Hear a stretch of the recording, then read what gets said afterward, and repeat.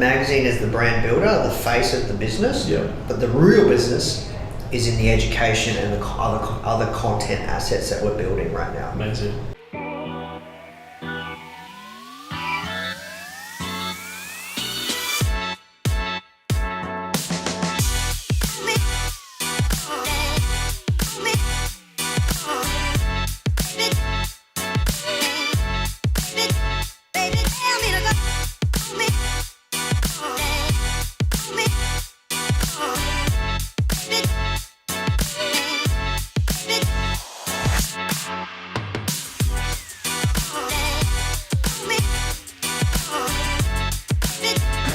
Hey guys, welcome back to the vlog. This is super exciting. You guys have no idea, firstly, how long this has been in the works, because this guy's super busy. And secondly, I want to tell you a little story. First of all, this is Nathan Chan, founder of Foundr, Foundr. And if you're not following Foundr on Instagram, if you're not keeping up on Twitter, I'll drop all the details in the vlog descriptions below. I'll tell you, from me to you, that when I was in Los Angeles, I've been following you guys. I've been following you for an extended period of time. You may have to slide a little bit over this way, just in case you're out of camera. But I've been following you for an extended period of time. And then when I got back to Australia about 1.5 years ago, I had lunch with Dean, who is the incoming president of entrepreneur organization Melbourne. Yep. And Dean's like, man, I gotta introduce you to one of my guys, Nathan. And I was like, who's Nathan? And he's like, Nathan's founder of Foundr. I was like, well, how long is he in Australia for? Thinking legitimately that you guys you're a Silicon Valley startup. Like I don't even know how you got into my feed, or as a suggestion. Maybe you can tell me how you got in my feed, but man, I've been following your story. I've been following the growth of Foundr. I follow, the people that you're interviewing. You have some big names. And I'm blown away, one, that you're here in Melbourne, and two, I'm honored that you frequent Creative Cubes. Oh, because legit, we want people, we're building a community around people like you, around the people like people that attend to EO. So do you want to just give the audience a bit of my audience isn't as big as yours, but one day. It's not about that. No, I know, but props to you, man. 1.2 on Insta. Yeah. And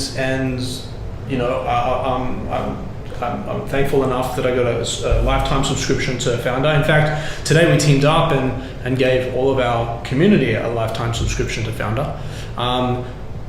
Talk, man. Yeah. So basically, I've been running it for a few years now. 4 or 5 years to be exact. I started the magazine as a monthly digital publication on the App Store, Google Play Store. I literally started it as a side hobby passion project. So I come from an IT support background. Yeah. I know nothing. Back then, I knew nothing about apps. I knew nothing about design. I knew nothing about even entrepreneurship itself. This is still like my first business. Knew nothing about editorial, content, social media, you name it. And I created the magazine because I wanted to get a job in marketing. Wow. Because I was really passionate about marketing, but no one would give me a job. Yeah. Because I didn't have any experience. And I was trying for all these marketing jobs. I went back to university. And long story short, I remember speaking to this guy at this marketing agency. He wouldn't give me a job, and I got feedback, and he said, I said, what would it take to be able to get a job at your agency? And he's like, I think what would be really cool is if you created your own blog and created something around marketing and showing what you're learning. And I started to learn a lot of stuff around online marketing online. There's a lot of stuff out there, and I thought this awesome opportunity came up to purchase this software that allowed you to create your own digital magazine on the App Store and Google Play Store. Yep.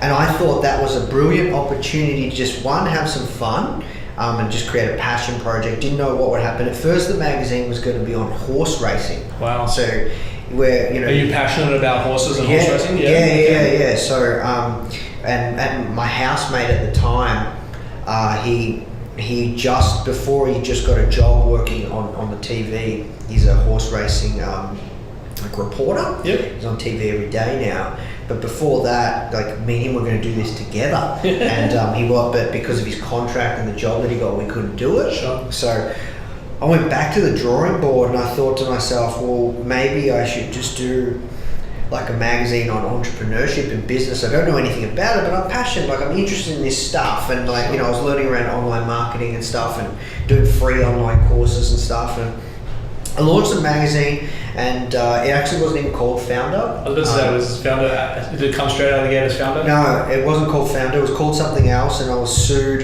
in the first 4 months of starting it for trademark infringement. Wow. By one of the biggest business magazines in the States. I can't say who it is, but they actually don't print magazines anymore. But see what happens when you pick on the little guy? David and Goliath here, baby. But they're still around, but yeah, they're actually, I think, not doing that well. They actually contacted us a while ago to do a partnership. Oh, go. No. So, anyways, long story short, wasn't called Foundr, first 4 months, changed the name. So it was actually a blessing in disguise. We were sued for trademark infringement. Changed the name, and yeah, it just kind of just grew very, very slowly from there. It took me about a year to build it up, to be able to leave my day job, build up the magazine subscriptions, cover operating costs, and it's just kind of just progressed from there. And back then we didn't have an audience either. Yep. Had no social media presence even after I left my job. And I've just been building it, and more as time has gone on, it's become much more than a magazine. It's become an entrepreneurial brand, and that produces entrepreneurial content in many different forms, whether it's audio, video, premium courses, magazine, printed magazines, doesn't matter. And we're going to do more like really cool, exciting things. But for the most part, we just produce entrepreneurial content at scale for startup founders and entrepreneurs. And you interview some of the biggest names in the business. Yeah, well, Branson's showing up quite a bit. Yeah, interview Richard Branson.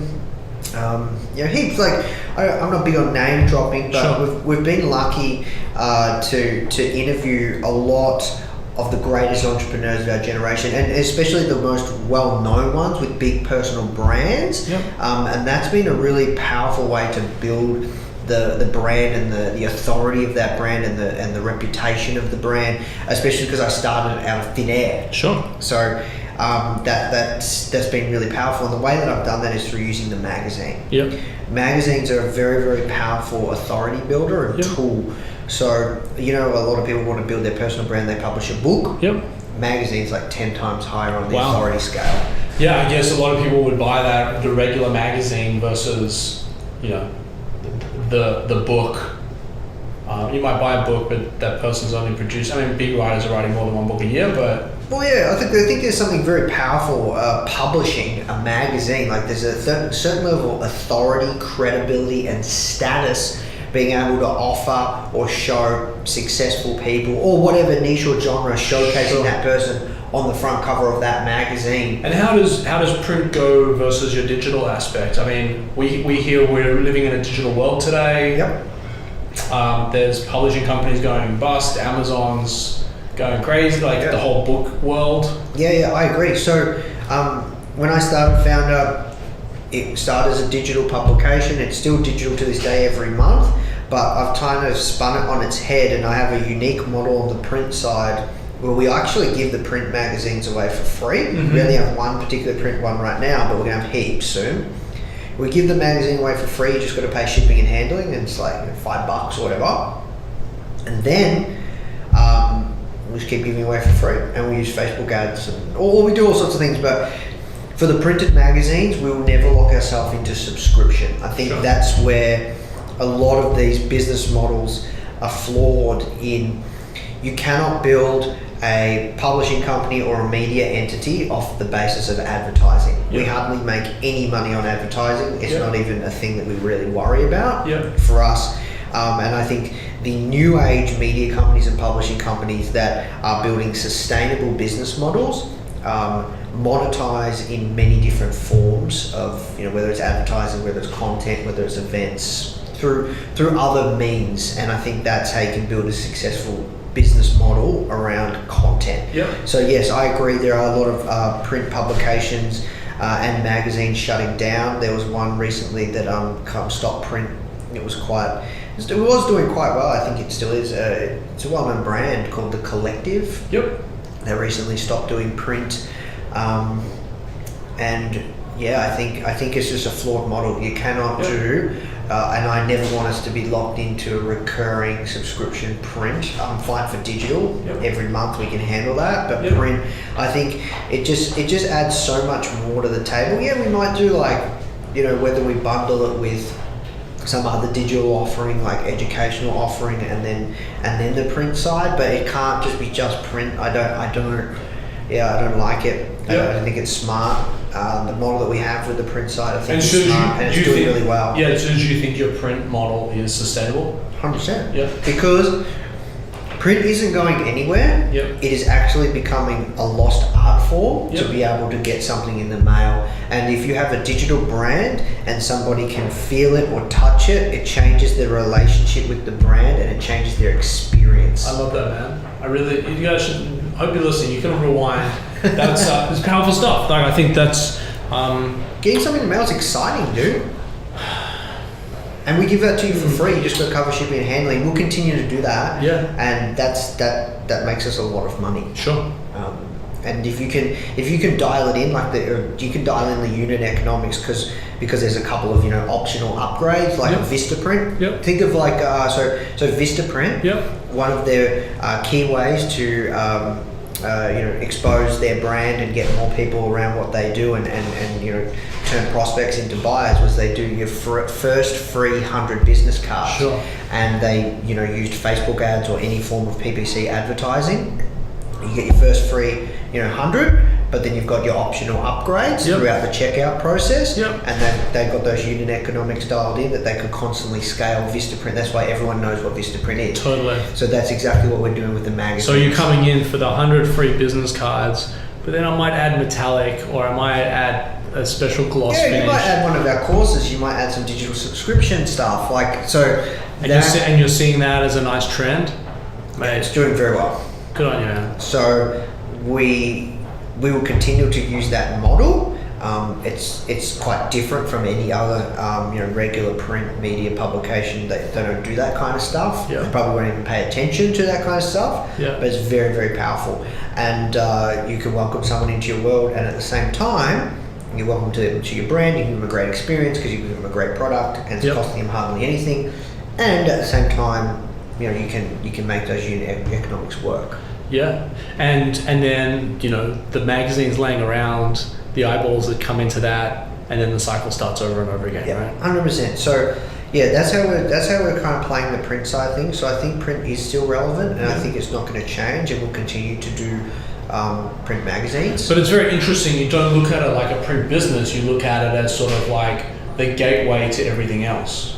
That's entrepreneurship, right? I see Foundr, and we'll always publish the magazine as the brand builder, the face of the business. Yeah. But the real business is in the education and the other content assets that we're building right now. Amazing. Guys, I'm going to link all the descriptions. I could talk to you all day. I know that you're pressed for time. Thank you so much. We really, not only me, but the team here and people that know who you are, when you come into the building with your team, it electrifies the space. So wow, man. Thank you for coming. No, seriously. Kind. Yeah, no. We've been exchanging stuff. You know me already. Like, anything I can do to help you, it's an honor and a pleasure at the same time. But thank you for doing what you do, because I know for me as an entrepreneur, when I first came into the Foundr world, 15 hours away from here, it spoke to me. I was like, shit, there's other people that actually feel this way. There's actually other people that are going through these, peaks and troughs of trying to get their business, their idea, their platform. So thank you. I got a message from a friend of mine. He's in Los Angeles. He watches the vlog on a regular. His name's Jake. Adler. He keeps sending me Foundr stuff Oh wow. in a private message. And I'm like, dude, just watch the vlog. I think Wednesday. There we go. Jake, you watching now, boy? Nate, thank you. Awesome. Thanks so much, man. Of course. Absolute pleasure. This is the awkward part of the segment. I go turn off the camera and Nate's just there giggling. See you guys. All good.